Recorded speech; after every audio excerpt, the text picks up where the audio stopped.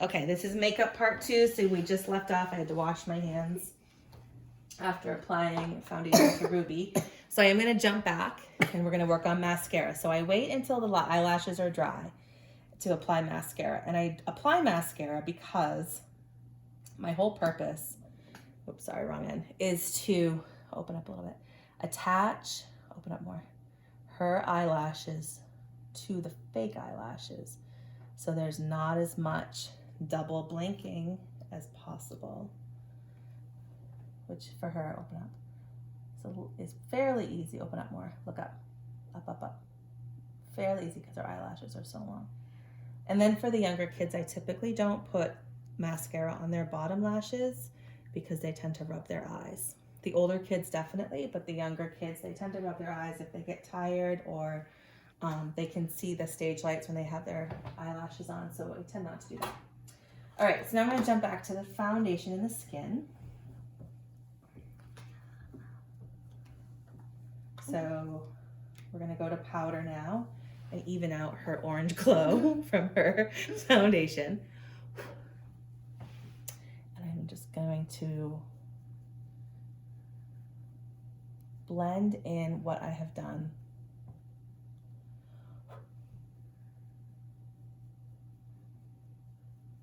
And be careful not to get anything on her lips.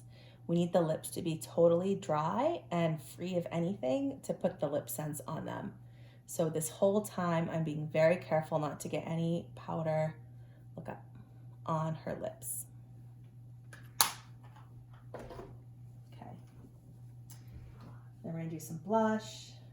I also have, oh, correct, yeah, concealer, which luckily you don't use. Okay, so now we're on to blush.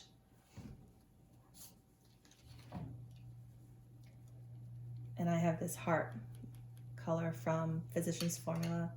It's natural, but we have found we need to use quite a bit of it. So, and I go right in the apple of her cheek and up. And again, you don't want that Raggedy Ann look, but you do need a lot of blush, especially for girls like Ruby with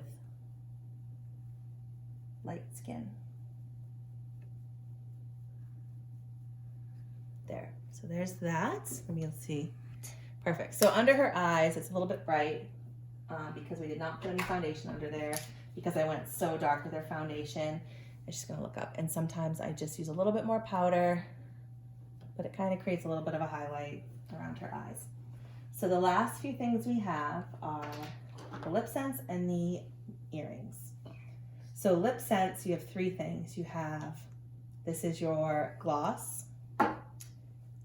Wait, I'm sorry. That's a gloss, isn't it? This is your remover, right? Okay. Remover, gloss, color. Color goes first. Remover you only need if you have an oops, and that's a good reason to have Q-tips. So the gloss, she's going to open her lips a little bit. You must have very clean, dry lips, and also you do this 3 times. If you don't do it 3 times, it's not going to have the effect we need. So the first one, I just make sure it's not too clumpy. I start on the bottom,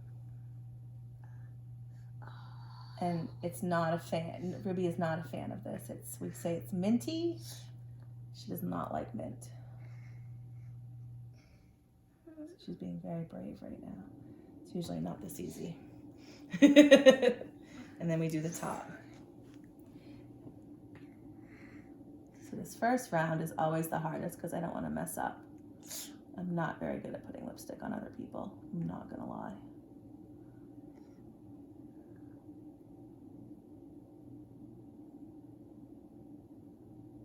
Doing great though, Rose.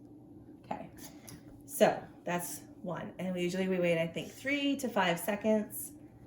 And I usually re-dip, brush off any extra, and we go for level 2. And this one I try to really get a good layer on there now that I have sort of my roadmap of where I'm going to apply it. Whoops, and I always mess up a little bit. Thank God for that remover.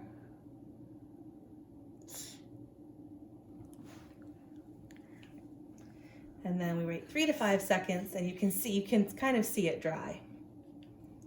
And then we do the third. So you have to do all 3, even if it's feeling extra minty, you still need to do all 3.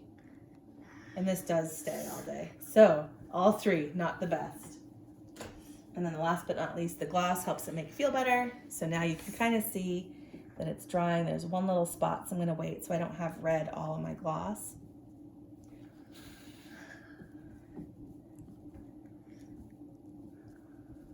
There's like a little bit left. All right, I'm gonna do the top first.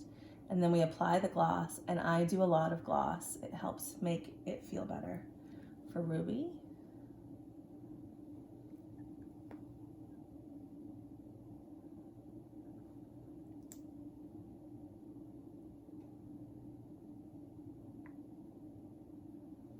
There, and that is the lipstick.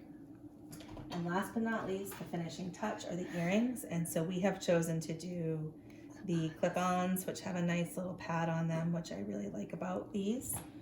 And these you purchase right through our website. And I typically, so they don't pinch, I usually will get my fingers in there so they don't snap closed on her ears. The older kids, I don't think mind that feeling as much, but and that way you know it's on, not gonna fall off. They're pretty tight. And then we do the other one. You typically, there. And look at the camera. She's ready to go. So like I said, I would do a little bit more eyeshadow underneath her eyes. And then throughout the day too, you can always just take, if you need a little bit, I usually, because they'll start to sweat, and so I just usually move the eyeshadow around a little bit because it if it tends to like get a little bit clumpy, freshen up blush during the day, all that good stuff. Then to remove, so this is the best thing, is removing the lip sense.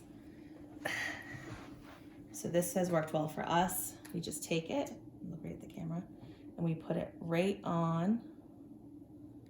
Your remover is going to turn red eventually.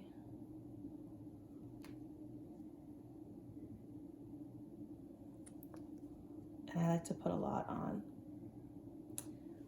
So this has worked for us.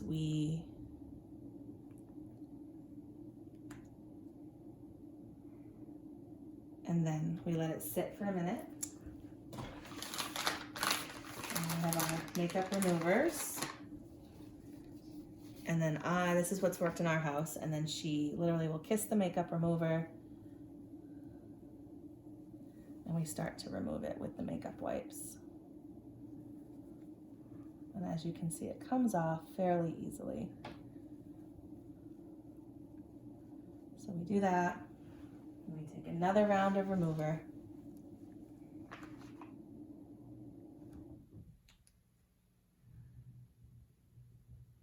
You can see it's already coming off a lot. And it will come off a lot easier once your dancer's had this on for a while. Ruby had it on for like 30 seconds. And then we do it again. And she kisses it, and then we just start to take it right off.